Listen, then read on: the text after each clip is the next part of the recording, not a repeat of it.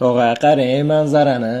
Shunaqa manzaralarni ko'raman deb odamlar chet ellarga chiqishadi, tog'larga chiqishadi. Mana o'zimizda ham shaharda bor mana shunaqa sharsharalar, chiroyli manzaralar-da.